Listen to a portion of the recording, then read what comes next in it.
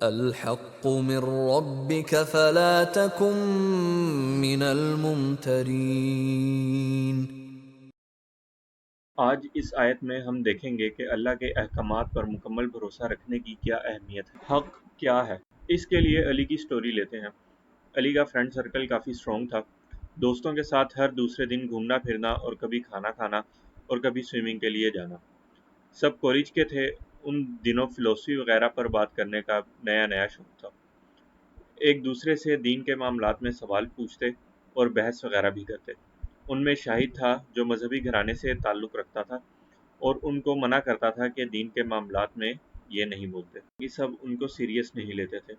ان کو تو بہت اچھا لگتا تھا تنقید کرنا۔ باقیوں کے مقابلے میں علی تھوڑا بہت خود قرآن پڑھا کرتا تھا تاکہ تنقیدی پوائنٹس دیکھا کرے۔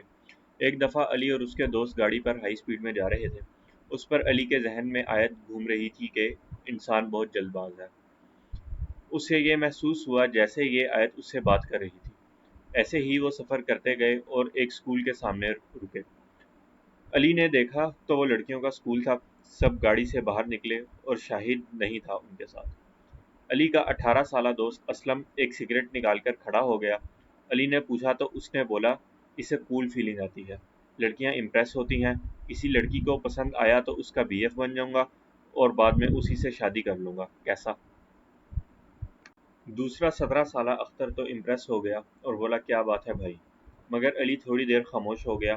اس کے ذہن میں چل رہا تھا اور شیطان نے ان کو ان کے اعمال خوبصورت کر کے دکھائے۔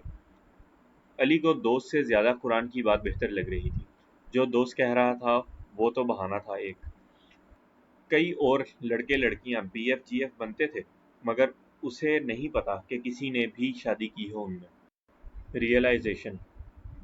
ایسے ہی واقعات سے علی کو ریئلائز ہوا کہ قرآن جو کہتا ہے حق کہتا ہے۔ زندگی میں جب بھی کوئی فیصلہ ہونا ہوگا تو وہ اچھا ہے یا برا، قرآن کا کلیم تھا کہ صرف وہی ہوگا جو ہمیشہ صحیح بتائے گا بغیر کسی غلطی کے۔ کیا اسلام میں سوالات کی اجازت ہے؟ How Quran is helpful in making decisions. وہ اس پر آمادہ تو ہو گیا کہ قرآن ہی اس کو زندگی کے تمام ڈیسیژنز میں صحیح اور غلط کی تمیز کروا سکتا ہے، لیکن پھر بھی اسے کبھی کبھی شک ہوتا تھا کہ 4 شادیوں کی اجازت کیوں ہے، اور اس کے علاوہ اور بہت سوالات۔ لیکن اس نے بھی سوالات پوچھنا بند کر دیا تھا قرآن کی اس آیت کی وجہ سے۔ لیکن پھر جیسے جیسے وہ قرآن پڑھتا گیا اسے سمجھ لگی کہ وہ غلط سمجھتا تھا۔ حضرت ابراہیم علیہ السلام کا واقعہ قرآن میں آیا جس میں خود ایک نبی سوال کر رہا ہے اللہ سے، اور اللہ نے جب پوچھا کہ کیا تم ایمان نہیں لائے تو انہوں نے کہا کہ میں صرف دل کی تسکین کے لیے چاہتا ہوں۔ اسلام کی کمانڈز کو فالو کرنا مسٹ ہے، چاہے سمجھ لگے یا نہیں۔ اس میں ریفیوزل کی اجازت نہیں، کیونکہ شک ہوگا شیطان فائدہ اٹھائے گا، جیسے اس کے دوست اسلم اور اختر کے ساتھ ہوا۔ ہاں، وہ سوال پوچھ سکتا ہے تاکہ اپنا ایمان زیادہ کر سکے۔ کنکلوژن۔